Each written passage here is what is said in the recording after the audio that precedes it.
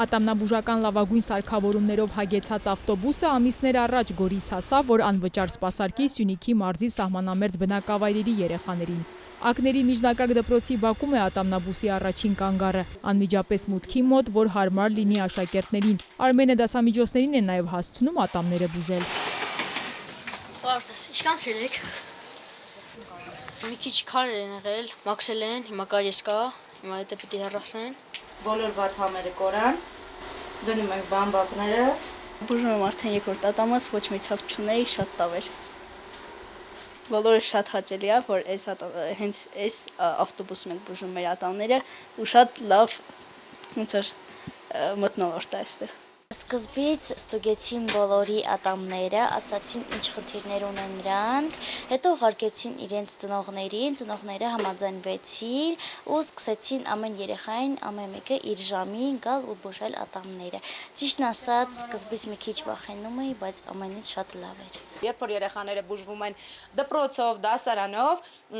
վախի հաղթահարումը, մեկը գալիս է ներկայ գտնվում մյուսի բուժման ընթացքին եւ վախը հաղթարում է։ Հայ-ֆրանսիական համագործակցության շնորհիվ է այս ծրագիրը կյանքի կոչվել Օռա նահանգի աջակցությամբ ՕՀՎԱՌ հայկական հիմնադրամի միջոցներով։ Փորձառու ատամնաբույժ Հռիփսիմե Խաչյանը մայրաքաղաքը թողել ծննդավայր Գորիս է տեղափոխվել երեխաներին ճերմակ ժպիտներ պարգևելու։ Ծրագրի մասին տեղեկացել է Facebook-ից եւ միացել ատամնաբույսի թիմին։ Մի քիչ այդ կողմով սկսում ես ավելի շատ կոպիտ բաներ ուտել, խնձոր, գազար, այդ քո պլոմբած ատամը քեզ ծառայելու է մինչև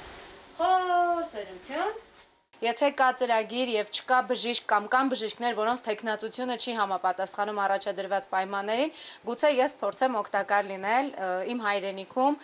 Սյունիքում Գորիսեցի բոլոր երեխաներին, քանի որ ծրագիրը իրականում բավականին լավն է։ Ծրագրի շրջանակում ծնողների համաձայնությամբ ակներցի 112 երեխա ատամների սկրինինգ հետազոտություն է անցել, որից հետո արդեն ըստ հերթագրման սկսել բուժումը։ Շաբաթը 30 հոգու է սպասարկում ատամնաբույսի ատամնաբույժը։ Երեխաներ, ովքեր որ չունեն առհասարակ բուժման ենթակա ատամներ, այդպիսի երեխաներ չունենք։ Տարածված ամենալուրջ խնդիրը համար առաջին տեղը զբաղեցնում է կարիեսը, կարիեսի առաջացման գործում ամենակարևոր գործոններից մեկը հիգիենայի վատ պահպանումը եւ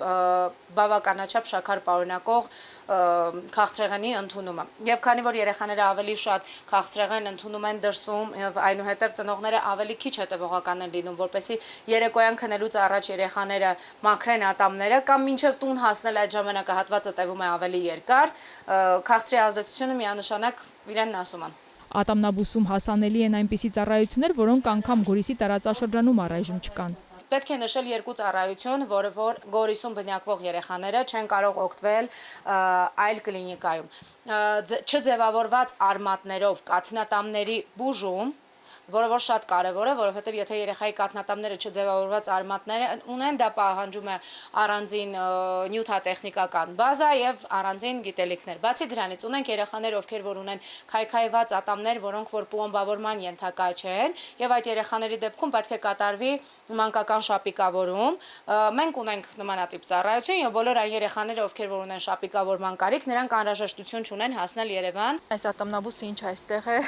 նկատում է, որ երեխաները ամեն օր զբաղվում են ատամների խնամքով եւ վստահ եմ, որ սա կդառնա իրենց կյանքի կենսակերպ, ամեն օր նրանք արդեն պարտավորված կզգան, որովհետեւ շատ ծնողներ մինչ այս ատամնաբույսի գտնվելը նրանք անգամ տեղյակ չէին իրենց երեխաների ատամների խնդիրներից։ Շատ բուժումներ տեղեք տարել ատամաբուժարան, չի մտել, չեք համոզել, բայց մեր բժիշկին շատ հոգատար, շատ համեստ ձևով, այն ձև գրավեց իրան, որ թորնուս իր կամքով մոտեցավ եւ ասեց ուզում եմ հանեմ ատամներս, որ ծրիա այն մեծերին որ պիտի գումարը գնա, հանեմ ծնողքը չունի, չի աշխատում։ Առաջին կաթնատամից սկսած պետք է հետևել բերանի հիգիենային եւ բուժել կաթնատամները, բժշկի հորդորն է ծնողներին։ Այստեղ է ցավում։ Չբուժված կաթնատամները համար առաջին ինֆեկցիան են հանդիսանում կոկորդի հիվանդությունների համար, նշիկների հիվանդությունների համար,